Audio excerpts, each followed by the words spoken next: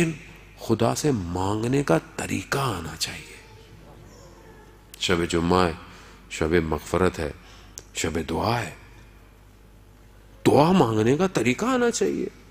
وہ محنت کر لی، سب ہو گیا، اب آگے کام نہیں ہو رہا، کیا کرے؟ وہ دعا کرے. لیکن دعا کیسے کریں؟ آغا پناہیان کہتے ہیں کہ ہم لوگ دعائیں کیسے کرتے ہیں؟ ہم ایسے کرتے ہیں، پروردگار تو نے گھر نہیں دیا، پروردگار گاڑی نہیں دی، پروردگار یہ نہیں ہے، وہ نہیں ہے. کہہ رہے ہیں یہ کیا طریقہ ہے مانگنے کا؟ یہ بے ادبی ہے اس کی ذات اقدس کی بارگاہ میں. مگر اگر آپ نے مجھ سے کوئی کام کرانا ہو یا میں نے آپ سے کچھ کام کرانا ہو تو میں پہلے کیا کروں گا؟ میں کہوں گا بڑا آپ کا شکریہ، آپ نے گھر پہ بلایا، پچھلی دفعہ جب آیا تھا آپ نے کھانا کھلایا، بہت شکریہ. پھر شکریہ کے بعد میں بولوں گا کہ ابھی مجھے آپ سے کیا کام ہے. دنیا میں تو میں منہ میرا تھک نہیں رہا اگر کوئی ذرا سی میرا کام کر دے، اور خدا کی بارگاہ میں یہ نہیں ہے، وہ نہیں ہے. پہلے انسان یہ تو کہے پروردگار تیرا شکر گزار ہوں، تو نے سالم بدن دیا، تو نے سالم اولاد دی، تو نے آنکھیں دیکھنے کو دیں، تو نے کان سننے کو دیے. وہ کہتے ہیں یہ لسٹ اتنی لمبی ہے کہ اگر تم کہتے رہے تو زندگی یہیں ختم ہو جائے گی. اتنی لمبی لسٹ ہے، لیکن پھر بھی کچھ تو کہے خدا کو. شکر گزار ہوں تیرا پروردگار، تو نے آج کے دن مجھے اس قابل سمجھا کہ میں تیری بارگاہ میں بیٹھا ہوں. یہ نعمت الہی ہے. خود اس کی بارگاہ میں چلے جانا اس کا کرم ہے کہ کروڑوں میں سے اس نے آپ کو چنا ہوا ہے کہ آؤ میری بارگاہ میں، آؤ بیٹھو، مجھ سے مانگو. پھر اس کے بعد انسان پروردگار، اور وہ بھی عزیزان محترم کیسے مانگے اس سے؟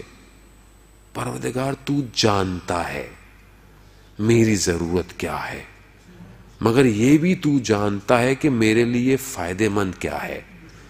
میں تو علم نہیں رکھتا اپنے لیے، میں تو اس بچے کی طرح ہوں کہ جو آگ میں ہاتھ مار رہا ہوتا ہے. بچے کو آپ بولے نا بیٹا نہیں، اس کو کیا پتا، وہ تو جائے گا وہ چولہے کے آگے، اوون کے آگے، وہ تو اپنے الیکٹرک کے سوئچ ہیں وہاں پہ، اس کو کیا پتا. میں وہی بچہ ہوں عزیزان محترم کہ دنیا کی ہر چیز کو جو میرے لیے نقصان دہ ہے مگر میں طلب کر رہا ہوں. یہ خدا ہے جو نہیں چاہتا مجھے برباد کرنا، مجھے بچا دیتا ہے. اور بعض اوقات مجھے کئی عرصے کے بعد وہ حکمت نظر آتی ہے کہ یہ میرا کام کیوں نہیں ہوا تھا. یہ اس کا لطف ہے عزیزان محترم. پروردگار قرآن میں کہہ رہا ہے ادعونی استجب لکم، تم مانگو مجھ سے میں تمہیں عنایت کروں گا. مانگو، خود کہہ رہا ہے مانگو، تو کیوں نہیں مانگے مجھ سے؟ علامہ طباطبائی اسی آیت کی ذیل میں جب تفصیل المیزان میں بیان کرتے ہیں، کہتے ہیں روز قیامت میں انسان کو بہت سارے ریوارڈ ملیں گے، اجر ملیں گے. تو انسان پریشان ہو جائے گا کہ یہ کہاں سے آ گیا، یہ تو میں نے عمل نہیں کیا تھا. تو کہا یہ وہ دعائیں ہیں جو تم نے مانگی تھیں مگر پوری نہیں ہوئی، اس کے بدلے میں خدا نے اجر دیا ہے.